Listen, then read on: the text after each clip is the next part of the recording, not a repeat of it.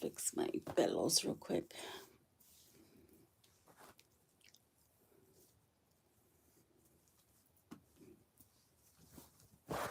Okay, I'm back. I'm back. Good morning. How are you? I hope all is well. Hang on. Okay.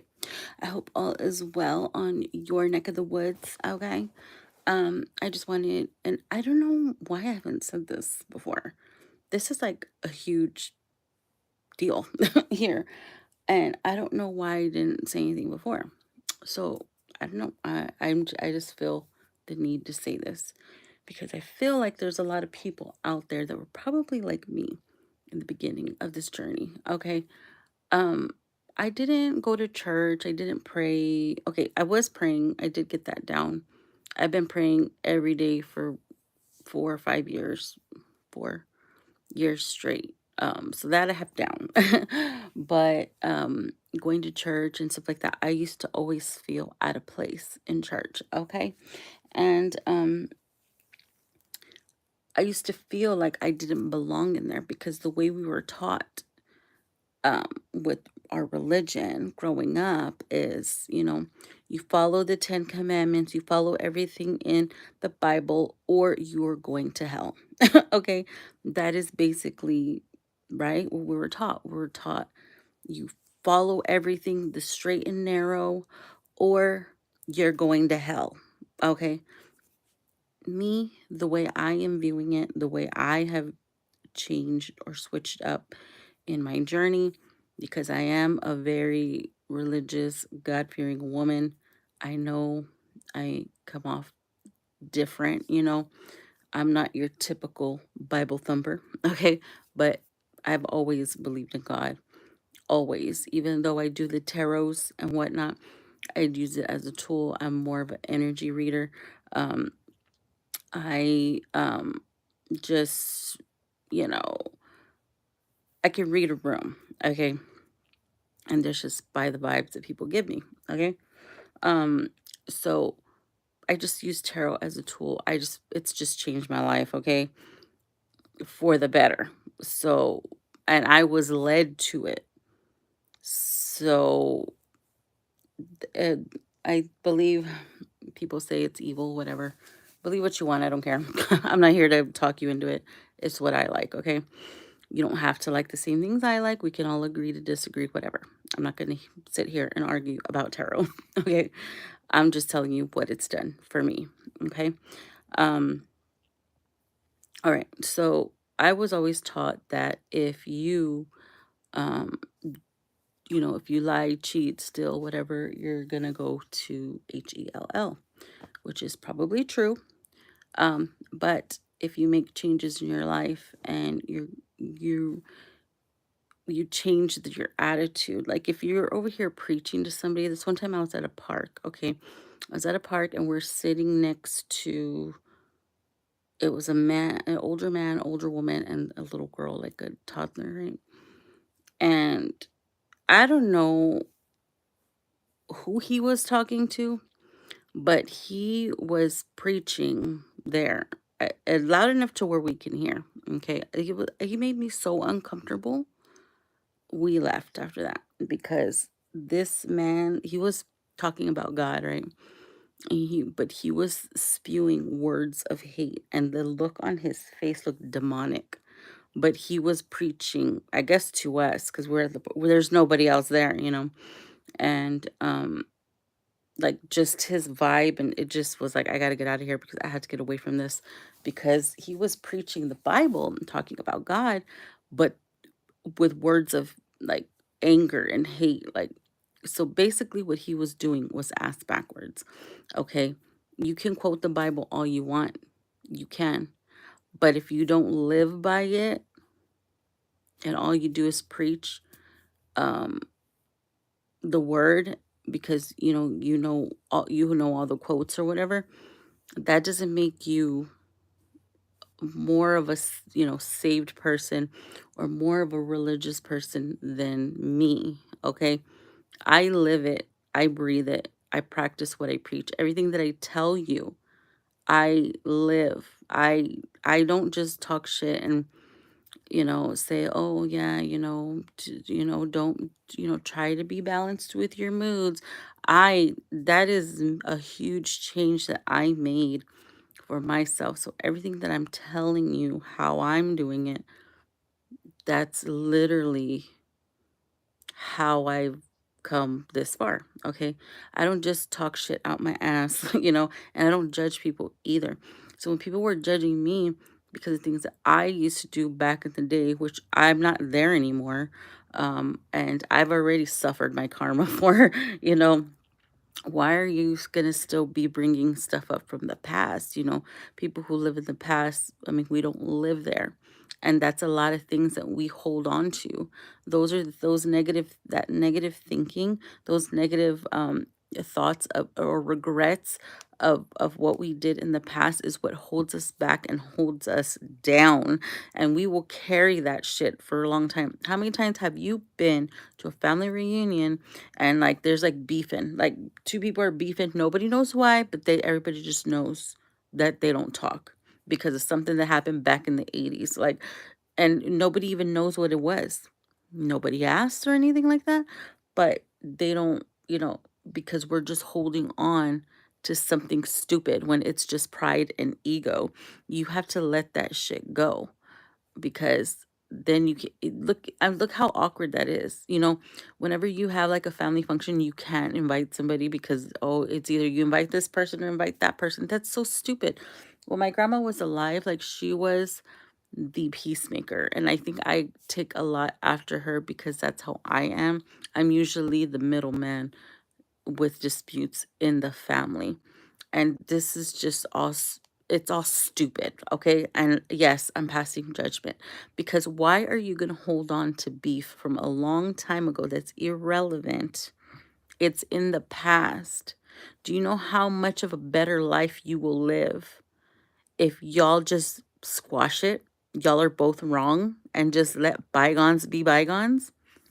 Do you know how much stress that puts on a family to be beefing with somebody? Like, oh no, I can't be around her. Because I'm gonna go off on her. Like, who the fuck are you? Like, this is for a family. This is why families don't get together anymore. It's because of stupid, immature, egotistical things like that. That a lot of us need to let go. I will admit. I was like that for a long time. That's why I can talk shit about it, because that's how I used to be. I used to hold on to beef. Like, I used to hold on to it. Once somebody crossed me, like, that was it. You're dead. Not literally, but you know what I mean. um, but these are old ways of thinking that has gotten us nowhere in life. Okay. If we were just to let shit go and forgive and forget and, agree to disagree and coexist with loved ones, we would have more family functions. Everyone always says, oh, we don't see each other anymore. We only see each other at funerals. That's our own doing. Like, we do that to ourselves. We separate the families by ourselves, because we're too busy in other people's business too. Let's admit it. We are all up in everybody's business when we need to mind our own and get our lives together, right? There's a lot of times when people are just poking in other people's families, other people's business, just because they don't want to deal with the issues that they have within their own family. And they're just too busy, poking and prodding over here and telling you what's wrong with your life, trying to run your life when their fucking family is shit. They need work. They should be working on themselves. But we're too busy worrying about what the fuck other people are doing. If people are happy and not hurting anybody, I don't see what the problem is. Because all I want is for, even though I don't have friends, the friends that I did have, I still wish them well. And I still want them to find happiness and love. And be fulfilled in life. Like, that's a selfless thing to want. And that's for my family too. Like, I want everybody to be happy, even the motherfuckers that crossed me and backstabbed me during this fucking journey. I still want them to have all their wishes fulfilled. Like, what is wrong with just wishing somebody well? Even if you don't agree with somebody and whatever they're doing in their life, as long as they're not hurting anybody I just think you should mind your own business. I'm sorry, I'm just saying it. But for a long time, um, I was going back to the church thing. Okay. I always felt out of place in church because I always felt judged going into church. But it's not the church that's judging you. You're judging yourself. I was judging myself. I was like, I don't belong here. I am a big sinner. Like, I do not belong here. So that's why I avoided church for a long time. I avoided the word for a long time because I was guilty. Okay. But as long as you're praying, repenting, and telling, changing your behavior, because that's the only way you can prove yourself that you learn from situations, things that you put yourself into in life, things that you probably shouldn't be doing. The only way you can do it is by prove to God that you have changed is change behavior. That's you have to, ask for forgiveness and actually make the changes. You know what I mean? And you can't do that by judging people. You cannot be and I know a lot of people like that and that like to, you know, preach the word and they do it out of hate. Like like you're like voiding that, if you can't have anger and hate and speak the word. You can't do that. Like it just doesn't go there. It's like oil and vinegar. You don't do it and a lot of people do it. And that's not the right way to do it. And yes, I'm passing judgment because a lot of people like that scare us regular people who want to go to church and want to be more spiritual. We feel like we don't belong, and you do belong because God accepts us as we are, not as we should be. That's how we should accept each other. If we're over here preaching the word, then we need to preach the word and live it, but we need to also um, love one another, have respect for one another, and not be so hateful and judgmental towards people because you never know what impact like your the words you speak. You don't know how that person is feeling when you're talking down on them and passing judgment on them and telling them, not asking them or giving them advice, but telling them what they should do with their lives. It's their life. Let them live it. And that's hard for me because I'm a helicopter parent, okay? And my daughter's in her 20s and I feel like I have to control her, but I can't do that. I got to let her live. I have to. I don't want her to ever leave my house, but I know she's already looking for another apartment, Like, so I can't stop her. I have to allow her to live her life because that's how I learned. I was just thrown out there at a young age, not thrown out there because it was a choice I had, Um, and I had to either sink or swim. That's what we have to do with our children too. It's hard. It's so hard because I want to protect my kids from every ugly person out there.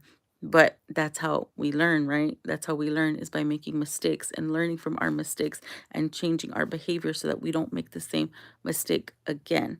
That's how we succeed in life. And no, I'm not perfect. And I never said I was perfect. So I don't know why people were taking me as if I was claiming I was perfect because I wasn't perfect. I'm not perfect. I still have issues that I'm trying to deal with now. I don't have everything figured out, but I'm thankful to be fucking alive. I'm thankful that I'm able to wake up every morning and I'm thankful for the lessons that I've learned and the people that I met and that have taught me valuable lessons because there are some people, only certain people that can teach you those lessons. And I'm very thankful that I was able to survive those lessons and not succumb to my surroundings or my toxic behavior to myself or to other people. I'm glad that I am still alive here being able to make changes and live life to the fullest. And life is so precious and it's so short that I'm just so thankful that I'm here and that I was able to. And yeah, I know I'm up there in age, but I'm just glad that I was able to make the changes that I needed to so that I can live a full life now, I'm gonna go because I'm crying now. Bye.